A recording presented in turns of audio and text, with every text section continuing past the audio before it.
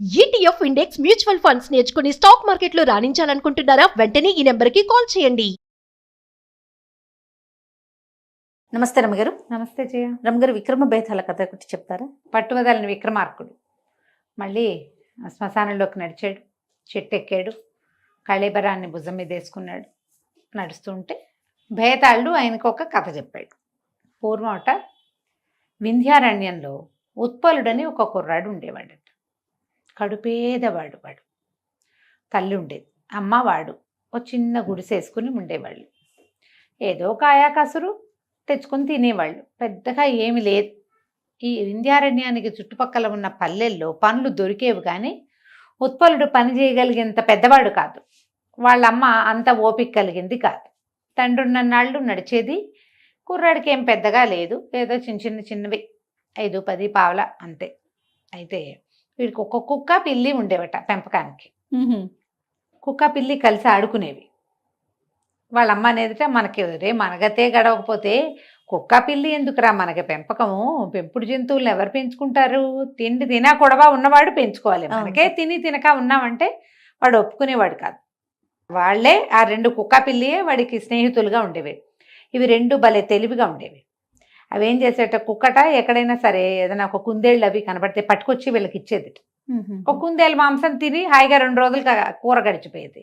ఏమైనా పట్టుకొచ్చేది, పక్షుల్ని వేటాడి పట్టుకొచ్చేది. అది తినగా అది దాని దారిన తిని మళ్ళీ వీళ్ళ కోసం విడిగా పట్టుకొచ్చేది. తర్వాత వీళ్ళు ఏవో దుంపలు అవి ఇవి తవ్వుకుని తెచ్చుకునేవాళ్ళు. ఎక్కడైనా చిలకడ దుంపలు దొరికినాయి అనుకో, ఆ చుట్టూ అంతా దుంప ఉంటుంది, పెండలం దొరుకుతుంది, కంద దొరుకుతుంది. ఆ దుంపలు దొరికినప్పుడు వీళ్ళ ఇంట్లోకి ఎలుకలు వస్తే వాటిని రానివ్వకుండా ఈ పిల్లి కాపలా కాసేది. దుంపలు అవి పాడు కాకుండా ఉంచేదన్నమాట. కుక్క పిల్లి సహాయం చేస్తూనే ఉండేవి. వీడికి కుక్కతోటి పిల్లితోటి మామూలుగా మాట్లాడటం అలవాటు ఉత్పలుడికి. మనం కుక్కలతో మాట్లాడే వాళ్ళని ఇప్పుడు చూస్తున్నాం కదా. ఇదివరకటి కాలంలో అంతలా ఉండేవి కాదు. ఇప్పుడైతే అమ్మని, నాన్నని, అన్నయ్యని, పిన్నని చెప్పుకుంటున్నారు. అప్పుడు కొంచెం తక్కువ ఉండేది. కానీ ఈ ఉత్పలుడు చాలా క్యాజువల్గా మనుషులతో మాట్లాడినట్టే కుక్కతోటి పిల్లితోటి మాట్లాడేవాడు. వాటికి అర్థమైపోయినట్టే ఉంటూ ఉండేది. అయితే ఒకనాడు ఈ కుక్క పిల్లిని ఇంటి దగ్గర వదిలిపెట్టి ఇతను ఏదో పక్క పల్లెకి పని కోసం వెళ్ళాడు. వాళ్ళు ధాన్యం దులిపారని అక్కడికి వెళ్తే ఏవో కొన్ని తిండి గింజలు దొరుకుతాయని భావించి వాళ్ళ అమ్మ వెళ్ళమంది. వెళ్ళేసరికల్లా ఏమైంది, ఒక పెద్ద మైదానం ఉందట అక్కడ. వెళ్ళే దారిలో ఆ మైదానంలో అందరూ గడ్డి కోస్తున్నారు. వీళ్ళు ఏం చేస్తారు, ఈ గడ్డంతా కోసేసి తవ్వి కొన్ని గింజలు వేసుకుంటారు ఉమ్మడి మీద. అంతా తవ్వారు, అంతా కోస్తున్నారు. ఓ పక్కన మధ్యలో, అంటే మైదానపు మధ్యలో అంత మేర వదిలిపెట్టేశారు, ఒక పెద్ద రౌండ్. అతనికి అర్థం కాల, ఎందుకు అక్కడ వదిలిపెట్టారు ఏమిటి, అది ఎందుకు అట్టా వదిలిపెట్టారు, ఇదంతా తవ్వే చుట్టూతో అదంతా చేసేసి మధ్యగుండ్రాన్ని వదిలిపెట్టారు. వదిలిపెట్టేసరికల్లా ఈ రైతుల్లో ఒకడు ఏం చెప్పాడంటే, అందులో పాము చేరింది బాబు, పాము ఉంది, మరి భయపడి అది బుసకొడుతోందని భయపడి మేము దాన్ని చేయలేదు, ఇంకో పూట చూసి అప్పుడు కోస్తాం. గడ్డి కోస్తే గడ్డికి ఇట్లా అడుగును పట్టుకోవాలి కదా, గడ్డికో ఇటువంటి ఇట్లా గొయ్యరుగా అడుగున అడుగును పట్టుకుంటారు, పట్టుకుని నేలకు సమాంతరంగా కోయాలి. కోస్తే అప్పుడు గడ్డి చేతిలోకి వస్తుంది, అది భూమి మీద ఇంతంతే మిగులుతాయి, తవ్వేస్తారు వాటిని. ఇది అట్లా అవల. ఈ పాము ఉండేసరికి భయపడ్డారు. ఈ అబ్బాయి పాము వీడికి ఏంటంటే మొదటి నుంచి అడవిలో తిరగటాలు వాటి వల్ల భయం లేదు. పైగా వాడి దగ్గర ఉన్న కుక్క ఇంత భయంకరమైన కుక్క, ఇంత ఎత్తుది. పిల్లి కూడా చిరతపుల్లాగా కనపడుతుంది. వాటితో తిరిగి నోట్లో చేతులు పెట్టి అలా చేస్తుండేసరికి వీడికి భయం లేదు. వీడు వెళ్ళి ఆ గడ్డి దగ్గర నిలబడి, పాము బయటికి రా, నీకేం భయం లేదు, వీళ్ళు నిన్నేం చేయరు, మా ఇంటికి తీసుకెళ్తా, మా ఇంట్లో కుక్క పిల్లి ఉన్నాయి, వాళ్ళతో ఆడుకుందు కానీ దా దా దా అన్నాడు. అనేసరికి ఆ పాము చరచరా బయటకు వచ్చేసింది. తెల్లగా మెరిసిపోతున్న అందమైన సర్పం అది, ఎంత బాగుందో. వచ్చి దగ్గర నుంచి సరికా వీడేం చేశాడు, చటుక్కని వంగి దాన్ని చేత్తో తీసి మెడలో వేసుకున్నాడు. కామ్గా ఉంది పాము, దానికి ఆహారం లేదు పాపం, మెత్తగా ఉంది. పొలాల్లో ఈ రైతులంతా ఆశ్చర్యపోయారు. వీడు జంతువులతో మాట్లాడతాడు, మనలాగా ఊళ్ళల్లో ఉండేవాడు కాదు, వీడు అడవిలో ఉండేవాడు, పోనీమని ఊరుకున్నారు, వాళ్ళు గడ్డి కోసుకున్నారు. ఈ పామును వెంబడి పెట్టుకుని ఇంటికి తీసుకొచ్చాడు. పాము మంచి చురుగ్గా ఉంది, యాక్టివ్గా ఉంది. తీసుకొచ్చేసరికల్లా వాళ్ళ అమ్మ ఆశ్చర్యపోయింది. ఏమిట్రా, కుక్క పిల్లియే ఎక్కువైతే పావును ఒకదాన్ని తెచ్చావు నువ్వు, దీనికేం పెడతామంటే, పోనీలేమ్మా, ఏ పక్షినో తిని బతుకుతుంది పాపం, వాళ్ళు గడ్డికి వస్తున్నామని ఆగారు. 2 రోజులు పోతే కొట్టేస్తారు. పాపం దీనికి తిండి లేదు తిప్పలేదు. మనుషులు తిరుగుతుండేసరికి బయటకు వెళ్ళటానికి దానికి కుదరలే. ఆ పాముని ఇంట్లో వదిలిపెట్టాడు. ఆ పాము అటు ఇటు తిరిగింది. అక్కడి నుంచి ఏదో కోడి పిల్లలు అవి కనపడితే తిన్నది. ప్రశాంతంగా ఉంది. కానీ మొదటి రోజున బుసలు కొడుతూ కదులుతూ ఉన్నది. మెల్లిగా మందకొడిగా అయిపోయింది. అంతకుముందు మొదటి 4-5 రోజులు బాగా ఆడింది కుక్కతోటి పిల్లితోటి. ఆట అవి తగ్గిపోయినాయి. దిగాలుగా ఉన్నట్టు కనపడేది. ఇతను పాముతో మాట్లాడేవాడు ఆ ఉత్పలుడు. ఒక పూట అడిగాడు, ఎందుకు ఇంత దిగులుగా ఉన్నావు, మందకొడిగా ఉన్నావేంటి? మొదట వచ్చినప్పుడు ఉత్సాహంగా ఆడుకున్నావు, ఆహారం తిన్నావు, ప్రాణభయం పోయేసరికి నీకు ఇంకా ఉత్సాహం పెరగాలి కదా, ఇట్లా ఎందుకున్నావు అంటే, పాము మాట్లాడుతుంది అనుకోలే వీడు. కుక్క పిల్లితోటి వీడు మాట్లాడితే అదేమంటుంది, బౌ బౌ మియావ్ మియావ్ అంటాయి. పాము కూడా బుస్సు బుస్సు అంటుంది అనుకున్నాడు. కానీ ఆ పాము మానవ స్వరంతో మాట్లాడింది. నాకు ఇంటికి వెళ్ళిపోవాలనుంది, మా నాన్నని చూడాలనుంది, నాకు ఏం చేయను, ఇక్కడి నుంచి ఎలా వెళ్ళాలో తెలీదు, ఆ దారి చాలా భయంకరమైంది అనగానే ఆశ్చర్యపోయాడు ఉత్పలుడు. మీ ఇల్లు నీకు తెలుసా అన్నాడు. నాకు తెలుసు, నేను ఒక సర్పరాజు కుమారుణ్ణి, మా నాన్న చాలా గొప్పవాడు, మా జాతి నాగులకి రాజు, నేను యువరాజుని, మా నాన్న నెత్తి మీద ఉన్న మణి ఏ కోరికనైనా తీరుస్తుంది, అంత అద్భుతమైన మణి ఇంకా ఏ సర్పం దగ్గర లేదు, అలాంటి మణి కలిగిన వాడు. మేము గరుత్మంతుడికి కనపడకుండా తిరిగేవాళ్ళం. కొంతమంది స్నేహితులతో కలిసి నేను భూవిహారానికి వచ్చాను, మా నాన్న వద్దన్నా వచ్చా, నాది పొరపాటు. వచ్చేసరికల్లా గరుత్మంతుడు మమ్మల్ని చూసి మా మీదకి వాలేడు. అందరూ పారిపోయారు ఎవరి దారిని వాళ్ళు. నేను దొరికిపోయాను. నేను గిలగిల్లాడుతూ ఉంటే గరుత్మంతుడి కాలు నుంచి జారి గడ్డిలో పడ్డా. అందుకని నేను ఇక్కడ గడ్డిలో ఉన్నాను. ఆయన వెళ్ళిపోయాడు, నేను కనపడక. ఆయన అవతలకి వెళ్ళిపోయాడు, నేను ఇక్కడ ఉండిపోయాను. నన్ను ఎక్కడి నుంచో తీసుకొచ్చాడు ఇక్కడికి. ఆ దారి వేరే దారి, నేను వెళ్ళలేను అక్కడికి. అందుకని దుఃఖంగా ఉంది. మా తండ్రిని ఇంకా చూడలేక అయిపోతానేమో, నేను ఇలాగే మనుషుల మధ్య ఉండిపోతానని నాకు దుఃఖంగా ఉందంటే, ఇతను అన్నాడు ఉత్పలుడు, దాని దేవుంది, నేను తీసుకెళ్తాను, నేను ఎంత కష్టమైన దారైనా పర్వాలేదు, నీకు దారి తెలిస్తే చాలు, నేను తీసుకెళ్తాను నిన్నని ఒక మెడ మీద ఒక కండువా వేసుకుని, కండువా చాటున ఆ పామును వేళ్లాడేసుకుని బయలుదేరి వెళ్ళాడు. కుక్క పిల్లని ఇంటి దగ్గర వదిలిపెట్టేశాడు. వాళ్ళ అమ్మకి చెప్పాడు, వీడిని అక్కడ దింపేసి వస్తా ఈ సర్పాన్ని అని చెప్పి. ఇక వెళ్ళాడు ఉత్తర దిక్కుగా ఎంత దూరమో వెళ్ళాడు. తర్వాత కీకారణ్యాలు, ముళ్ళ పొదలు, భయంకరమైన అగాధాలు, లోయలు, నానా గందరగోళంగా ఉంది. అలా వెళ్ళగా ఎప్పటికో ఆ నాగభూములు చేరారు వీళ్ళు. ఎన్నో పాములు కనపడ్డాయట. వాళ్ళెవరు ఏమీ చేయలే. వాళ్ళందరితోటి ఈ సర్పం కుర్రాడు, కుర్ర సర్పం ఉందిగా మెళ్ళో, అది మాట్లాడేది. క్రమంగా ఆ నాగరాజు యొక్క భవనంలోకి తీసుకుపోయాడు తండ్రి దగ్గరికి. ఆయన చాలా ఆశ్చర్యపోయాడు. నాగరాజు, ఇంత బాగా తీసుకొచ్చావు, ఇంత సహాయం చేసావు, నీకేం కావాలో అడుగు. ఈయన నెత్తి మీద ఒక మణి ఉంది, అది తీర్చలేని కోరిక లేదని చెప్పాడు కుర్రాడు. కబుర్లు చెప్పుకున్నారు ఈ దారంతా. ఆ మణిని ఏ కోరికనైనా తీరుస్తుంది అది. మీ నెత్తి మీద ఉన్న మణి ఇవ్వండి అని అడిగాడు ఉత్పలుడు. నాగరాజు ఒక క్షణం ఆలోచించి, సరే నీకు ఎప్పుడైతే దాని అవసరం లేదనిపిస్తుందో అప్పుడు నా మణి నాకు తిరిగి ఇచ్చేసేయి, నువ్వు నీకేం కావాలన్నా చేసి పెడుతుంది, ఎక్కడికి కావాలంటే అక్కడికి తీసుకెళ్తుంది, నువ్వు ఏది అడిగితే అది చేసి పెడుతుంది అని చెప్పి మణిని చేతిలో పెట్టాడు. ఇంకేముంది, మణి దొరికింది. తిండి తిప్పలు లేవు, మంచి బట్టలు లేవు, శుభ్రమైన ఇల్లు లేదు, వాకిలు లేదు, అవన్నీ సంపాదించుకోవచ్చు అని ఆలోచించుకున్నాడు ఉత్పలుడు. ఇంటికి వెళ్ళిపోవాలని కోరుకున్నాడు. ఇంటికి వచ్చేసాడు. ఇంటికి వచ్చాక వాళ్ళ అమ్మకి చెప్పాడు, మన దగ్గర ఒక మణి ఉంది, మనకి ఏవి కావాలంటే అవి వస్తాయని. చీనాంబరాలు కోరుకున్నాడు, పంచభక్ష పరమాన్నాలు కోరుకున్నాడు, ఇల్లు కోరుకున్నాడు, వాకిలు కోరుకున్నాడు. ఇల్లు వచ్చింది, వాకిలు వచ్చింది, బట్టలు వచ్చాయి, నగలు వచ్చాయి, తిండి వచ్చింది. 2 రోజులు గడిచేసరికి బోర్ కొట్టింది. ఏదో అసంతృప్తిగా ఉంది, సంతృప్తిగా లేదు. సరే రాజుగారి దగ్గరికి, ఇక్కడ ఈ ఊళ్ళల్లో ఉంటే ఏముంది, ఊళ్ళో వాళ్ళందరూ ఆశ్చర్యపోయారు. వీడికి ఇల్లు వాకిలు ఎలా వచ్చినాయి, ఆటవికుడు వీడు, అడవిలో తిరిగే పిల్లవాడు, అనాగరికుడు, చదువా సంధ్యా వాడికి. ఆశ్చర్యపోయే వాళ్ళందరూ. సరే తల్లిని బాగా చూసుకునేవాడు. కానీ ఎవరు 2 రోజులు గడిచే కొంతకి రాజుగారి దగ్గర ఉంటే తనకి ఇంకా ప్రతిభకి గొప్ప ఇది వస్తుందని అనుకున్నాడు, ఇంకా గ్రాండ్గా ఉంటుంది లైఫ్ అని చెప్పి రాజుగారి దగ్గరికి వెళ్ళాడు. ఇంత గ్రాండ్గా అద్భుతమైన బట్టలు అవి వేసుకుని వచ్చిన ఈ కుర్రాన్ని చూసేసరికి రాజు బాగా ఆదరించాడు. వీడెవడో చాలా ఆస్తిపరుడని రాజుగారి దగ్గర ఆతిథ్యం ఇచ్చారు. కానీ ఆ రాజుగారి చుట్టూతా ఉన్నటువంటి వాళ్ళు రాజకుమార్తె వీడొట్టి ఆటవికుడని కనిపెట్టారు. రాజు కేవలం వీడి సంపదను చూశాడు.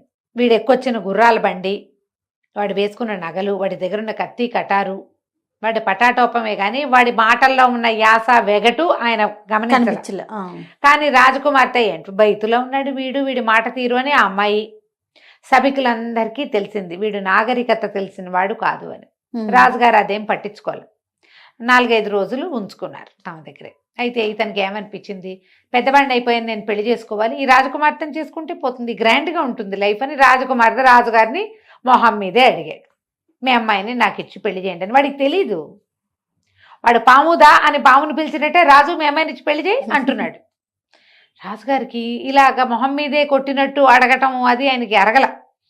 సరే ఏమనుకున్నాడు, వీడు చెయ్యలేని పని ఏదైనా చెప్దామని మన ఊరికి నగరానికి ఉత్తరంగా ఒక పెద్ద ఊబి ఉంది, చాలా పెద్ద ఊబి ఉన్న గుంట, అందులో ఒక కొండ ఉంది, ఊబి కొండ అంటారు దాన్ని. ఆ కొండని పైకి లేవదీసి దాని మీద ఒక చలవరాతి మందిరం కట్టి ఈ కిందున్న ఊబంతా పూడ్చి దాన్ని అద్భుతమైన నివేశన స్థలంగా తయారు చేస్తే మా అమ్మాయిని నువ్వు చేసుకోవచ్చు, ఆ పని చేసిన వాడికి పిల్లనివ్వదలుచుకున్నాను అన్నాడు. మనవాడు ఈ ఉత్పలుడు అంతేగా అన్నాడు. సాయంత్రానికల్లా మణి ప్రభావంతో కొండని ఊబిలోంచి పైకి లేవదీశాడు, కొండ మీద చలువురాతి మందిరం కట్టాడు, కొండ కిందన్న ఊబెంతా మట్టిపోసి శుభ్రంగా చదువు చేసేసి మొక్కామూడు పెట్టించేశాడు.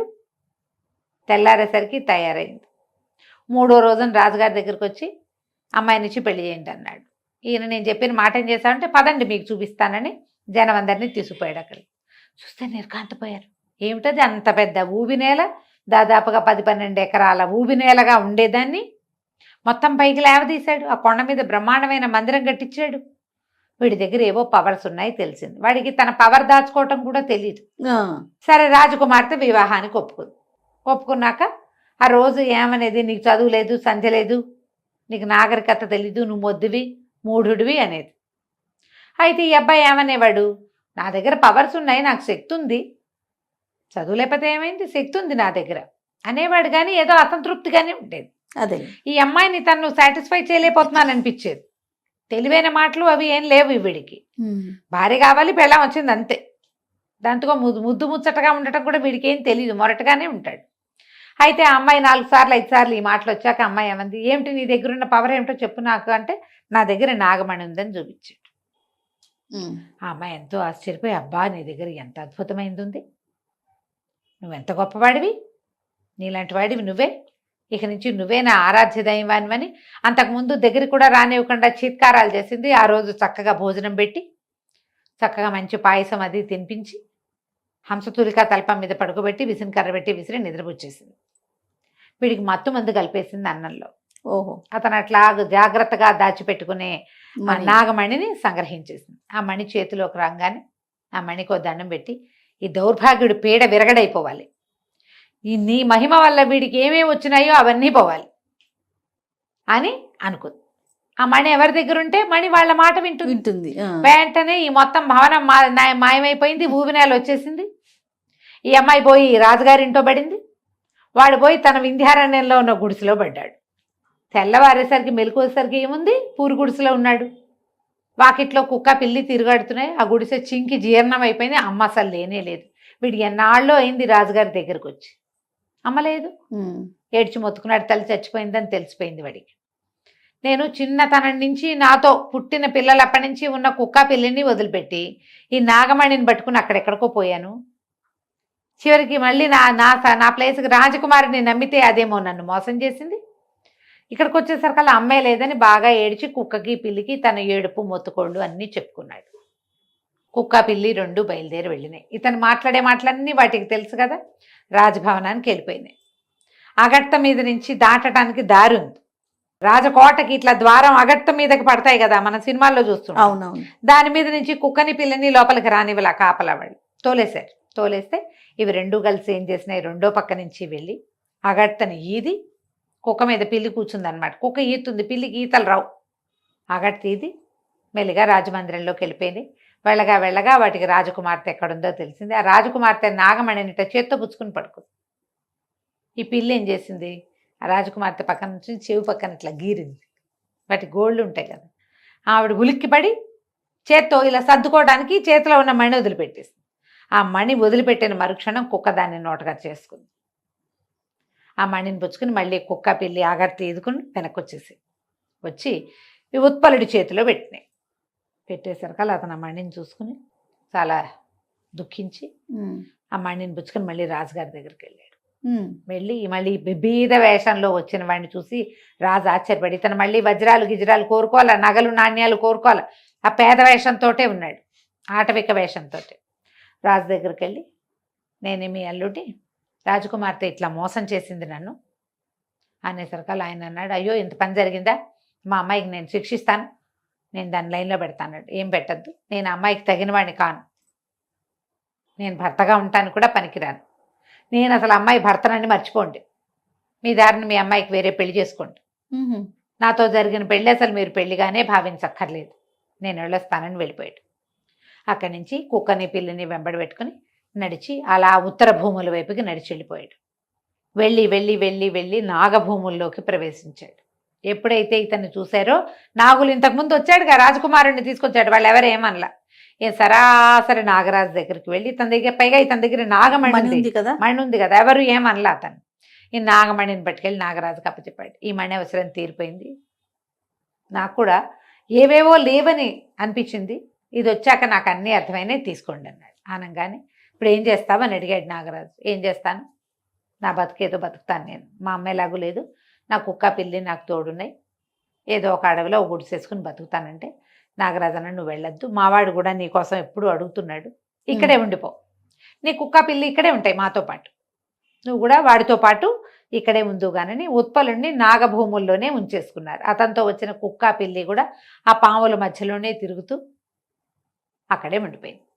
ఈ కథని బేతాళుడు విక్రమార్కుడికి చెప్పాడు. ఆయన అడిగాడు బేతాళుడు, అన్నీ పోగొట్టుకుని పూరి గుడిసెకి చేరాడు ఉత్పలుడు, మణిపోయింది, మణి అతనికి కుక్క పిల్లి తెచ్చిపెట్టినాయి. అవును, మళ్ళీ మణి తెచ్చిపెట్టంగానే ఇతను ఏం చేసి ఉండొచ్చు, అంతకుముందులాగానే మంచి బట్టలు, ఇల్లు, వాకిలి, ఒక రథము అన్నీ కోరుకుని ఉండొచ్చు కదా. ఏవి కోరుకోకుండా కాలినడకన కుక్కని పిల్లిని వదలకుండా ఎందుకు వెళ్ళాడు అక్కడికి, ఎందుకు రాజకుమార్తెని ఇంకో పెళ్లి చేసుకోమని చెప్పాడు. తనకు కావాల్సినవన్నీ తీసుకున్నాక అప్పుడు ఇచ్చి ఉండొచ్చు కదా మణి, అంతే. మణి ఎందుకు ఇచ్చేశాడు, నీకేం అర్థమైందో చెప్పమన్నాడు. చెప్పమంటే అప్పుడు విక్రమార్కుడు చెప్పాడు అన్నమాట. ఇతను వస్తువులు సమకూర్చుకోగలడు కానీ సంతృప్తిని దాన్ని సమకూర్చుకోలేడు. అంతకుముందు అతను హాయిగా దొరికింది తింటూ సుఖంగా ఉన్నాడు. ఇతనికి ఇంత సంపద వచ్చినా సాటిస్ఫాక్షన్ రాలా, ఏదొచ్చినా చాలదు, సంపదలు వస్తుంటే ఇంకా రావాలి ఇంకా రావాలి ఇంకా రావాలి అనిపిస్తుంది. సంతృప్తి సంపదతోటి రాదు. సంతృప్తి అనే బ్రహ్మ పదార్థం ఎక్కడుంటుంది, వస్తువుల్లోనో సంపదల్లోనో సామాన్లలోనో భూమిలోనో ఉండదు, లోపల ఉంటుంది. నాకు ఇది చాలు అనే ఫీలింగ్, అవి బయట ఎట్లా వస్తాయి, అంతే. ఫీలింగ్స్ బయట ఉండవుగా, లోపల వస్తాయి. లోపల అతనికి ఎప్పుడు రాలా, అతనికి వస్తువులు వచ్చినాయి, ఇల్లు వచ్చింది, వాకిలు వచ్చింది, అన్నీ ఉన్నాయి, హాయిగా అమ్మతోటి ఉండొచ్చే, చాలక కదా రాజు దగ్గరికి వెళ్ళాడు. పోనీ రాజు ఇచ్చేది సరిపోక కదా రాజు కూతురుని అడిగాడు. అయినా అతనికి అతనేమి పొందలేకపోయాడు కదా. అడవిలో ఉన్న ఓ పిల్లని తీసుకుంటే బాగానే ఉండేది, అతను రాజకుమార్తెను కోరినా అతను సాటిస్ఫై కాలేదు. అప్పుడు తెలుసుకున్నాడు, ఈ నాగమణి వస్తే తనకి దొరికే వాటి వల్ల సాటిస్ఫాక్షన్ రాదని, సాటిస్ఫాక్షన్ తన లోపల ఉందని అర్థమయ్యాక ఇంకా ఈ వస్తుభ్రాంతి అంతా ఎందుకు, నగలెందుకు, నాణ్యాలు ఎందుకు, గుర్రాలు ఎందుకు, అవన్నీ ఉండటం వల్ల వచ్చేదేం లేదు, ఉంటాయి అంతే. ఉండటం వల్ల వచ్చేది ఏమిటి, సదుపాయం వస్తుంది, సంతోషం అదే కదా, అది రాదు కదా. అందుకని మణి ఇచ్చేసాడు. అతను అక్కడ హాయిగానే ఉన్నాడు వాళ్ళతో పాటు. ఎప్పటికీ అతని లాంటి వాళ్ళకి సంతృప్తిగా ఉండగలిగే వాడికి మణుల అవసరమే లేదు. ఆ కాస్త చేతికొచ్చాక ఇది ఎందుకు వచ్చిందిరా దేవుడా అనిపిస్తుంది. ఇతను కూడా అలాగే అనిపించింది అని చెప్పగానే విక్రమార్కుడు చెప్పేసరికి బేతాళుడికి సాటిస్ఫాక్షన్ వచ్చింది. కరెక్ట్, నువ్వు బాగా చెప్పావు, కానీ నువ్వు మౌనభంగం చేసావు కదా, నేను వెళ్ళిపోతున్నానని వెళ్ళిపోయాడు. మళ్ళీ రాజుగారు వెనక్కి తిరిగి నడవటం మొదలెట్టారు. కథ కంచికి మనం ఇంటికి. చాలా చాలా బాగుంది రమ్మగారు. నమస్తే. నమస్తే జయ.